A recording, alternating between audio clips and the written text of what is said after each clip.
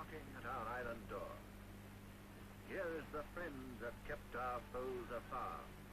Here is the foe that made us what we are.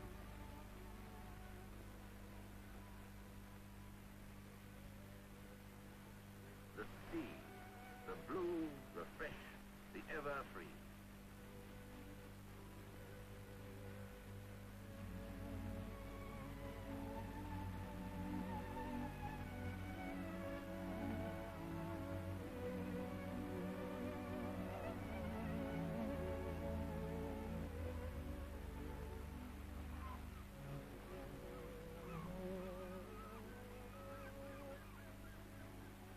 For we are an island people, a sea-going people.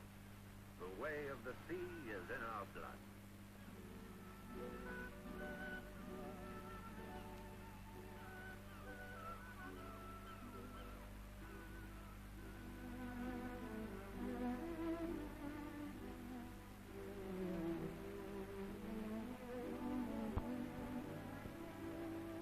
The fascination of small boats, of great ships, the call of the sea around us.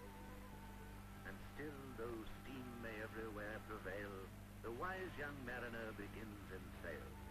In happy harbors under England's lee, we learn the skill that takes our ships to sea.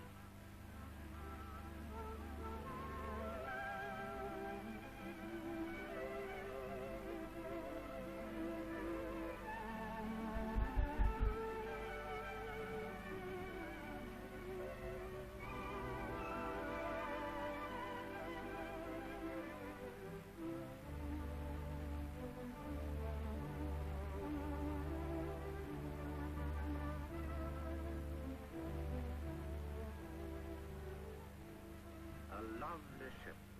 The world must own our worth while we can send such beauty around the earth. A ship's a little world, a city in the sea, a floating world in which we can drift to distant shores.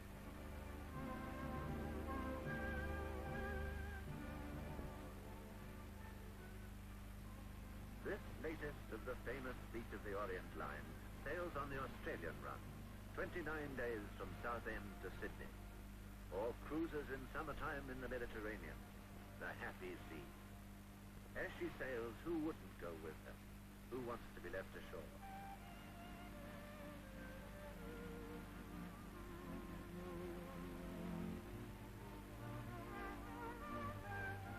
Off the nav tower, it's goodbye to the pilot.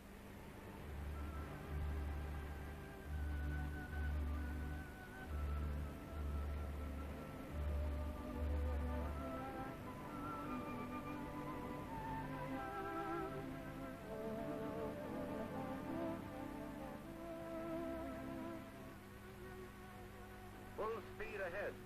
The ship's alone and free. A little world, a city in the sea. Yes, we're a city of 1,500 souls all told. And I, as captain, am responsible for the lot. Safety, food, health, their lives and their livers. A ship like this has as many departments, as many problems as a great hotel or hospital. I've grand officers and a fine crew. They're all as proud of the ship as I am. And I believe just as wedded to their job. Maybe we think a lot of ourselves up here on the bridge.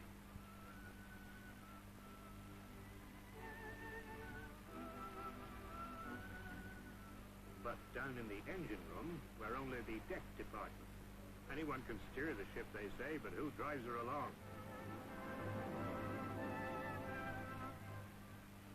Now the ship is somewhere in the blue Mediterranean and the crew are in their whites. But where exactly are we? The deck department are finding out. The sun's over the meridian and we fix our noon position by the meridian altitude of the sun. We also, by the way, announced the distance run in the last 24 hours, on which some of the sporting passengers have a sweepstake every day. Why so many shooting the sun? Well, 6 pairs of eyes are better than one. A touch of democracy, you see. Besides, the navigating officer may fall sick tomorrow, and every officer must keep his hand in. At noon, I always take a sight myself. Now let's go down a deck or two. Ah, this is the life. Who was it wrote, "My wife is cooking in the sun, another day and she'll be done"? He must have known his Mediterranean. Here is my excellent purser. And there's one man whose job I do not want. The purser is never seen on the bridge, but he may claim to be captain of trouble. He is, you might say, the ship's housekeeper, in charge of every tiresome thing from money to meals, tickets, passports, pay, supplies, steward discipline, and passengers' complaints. The general rule is, when anything goes wrong, complain to the purser. And passengers have been known to consult him about their marriages.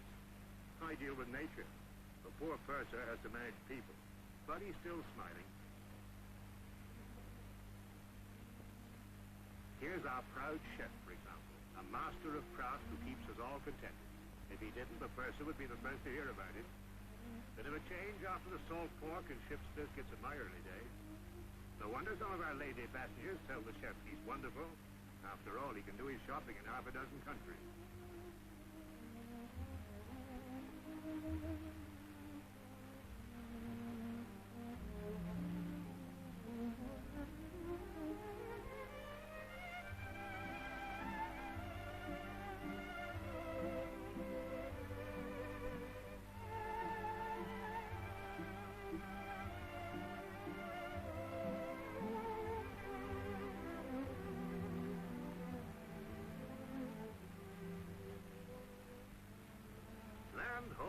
Majorca, unless the deck department has made a big mistake. Let go the anchor.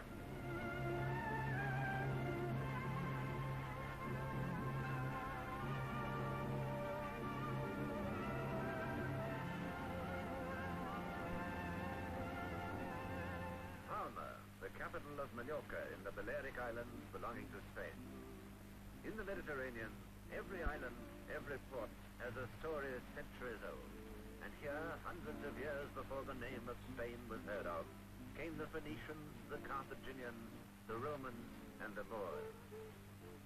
The island's beautiful, the people friendly, and there's the rich wine, the gay music of Spain.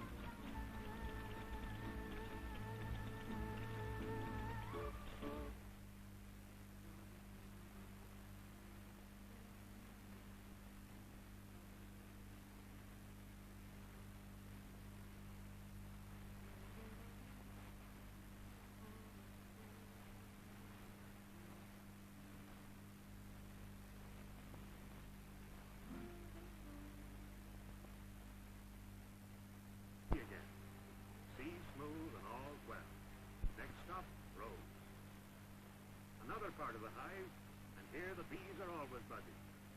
A birthday message to London will be there in a few hours.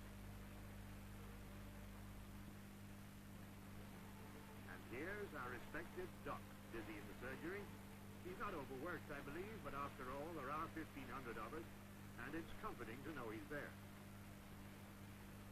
What's he inspecting? Don't ask me. It's my turn for inspecting. Captain's rounds. I don't inspect all the ship every day, but everyone is ready in case I do.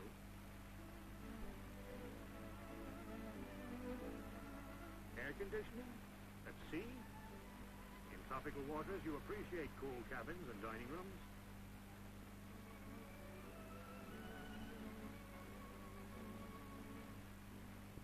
Here's the Oronsay telephone exchange, as busy as city or central.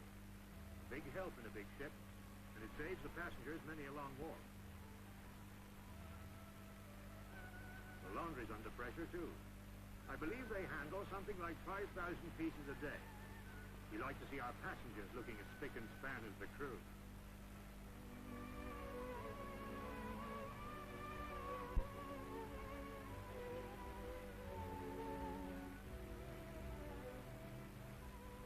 There's a bank aboard as well.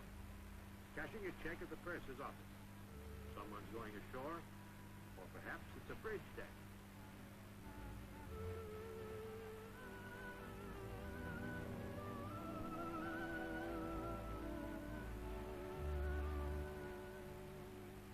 You can't stop the ladies shopping, even at sea.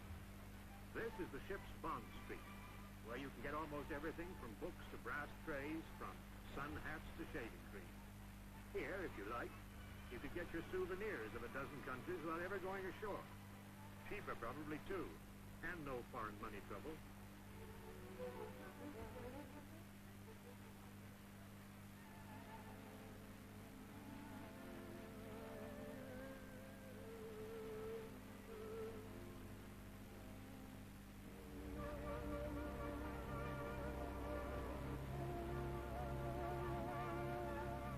Stand by to anchor into the harbor of Rhodes.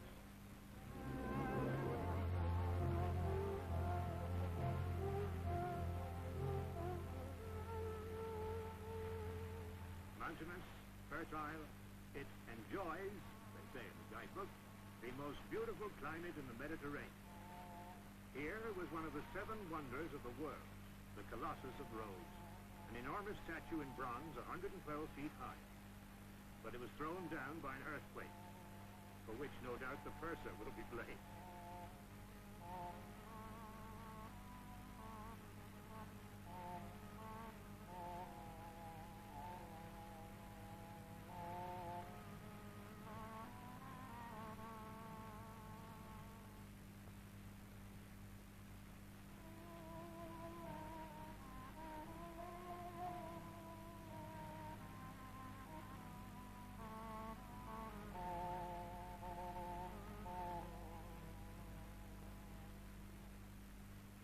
Another favorite port of call when we go cruising is Istanbul, the ancient capital of the Turkish Empire.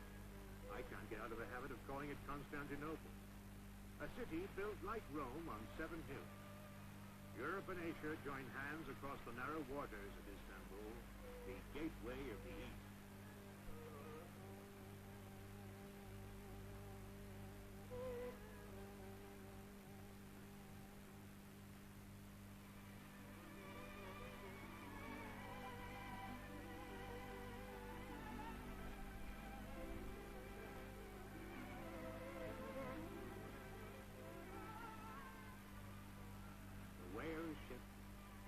Of the sea. Here comes our respected elder sister, Orcades. It's always a bit of an event when 2 ships of the same line meet in mid-ocean, and we like to make a little show of it. So do the crew. We all belong to the same great line. We've all been shipmates with someone over there. And the 2 fine ships are truly sisters. It's like looking at yourself in a great blue glass.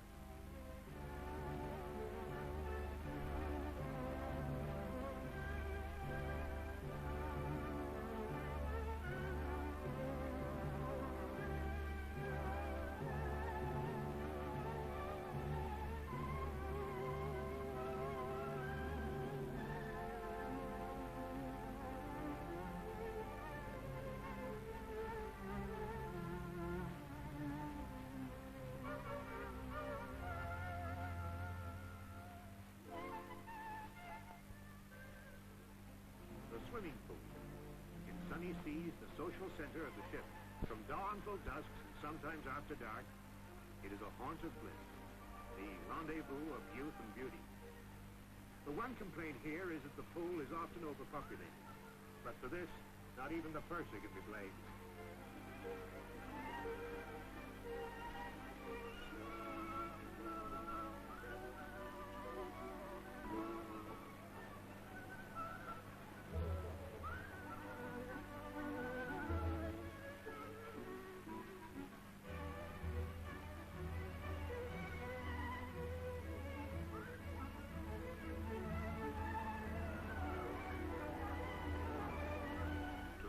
Across the smooth Mediterranean, lingering in ports and cities, vivid with color, mellow with history. Athens with its Acropolis.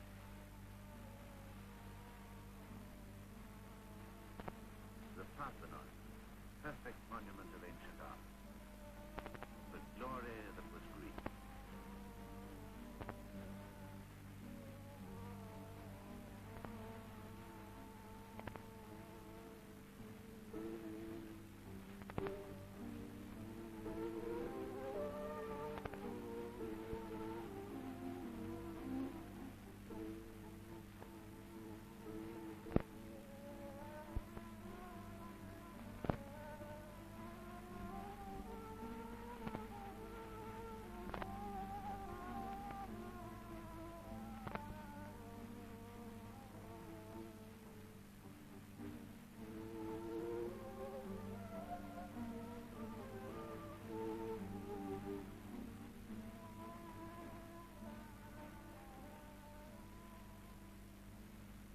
hours, the ship drops anchor in the Bay of Naples, within the shadow of Vesuvius.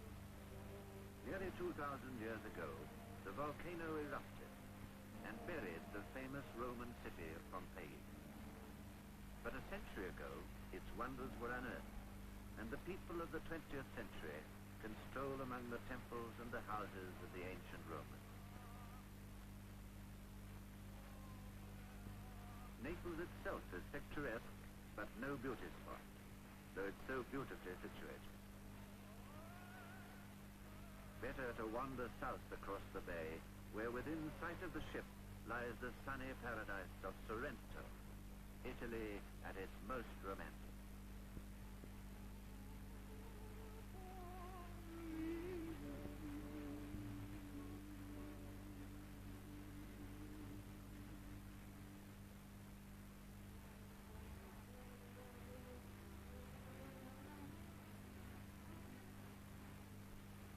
The ship scents the stable. The passengers feel they've known each other all their lives. They have steamed 5,000 miles together. They have been to fair coasts and lovely islands, and peeped at many centuries.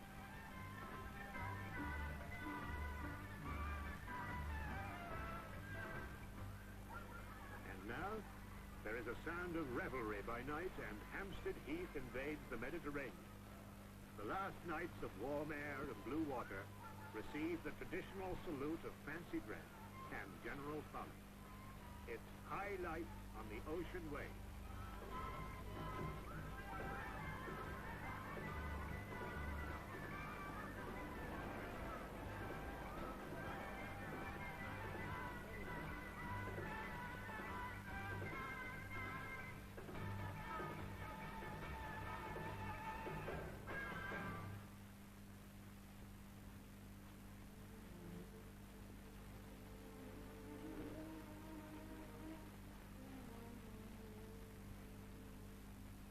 The way of a ship in the midst of the sea. A lovely ship. The world must own our worth, while we can send such beauty round the earth.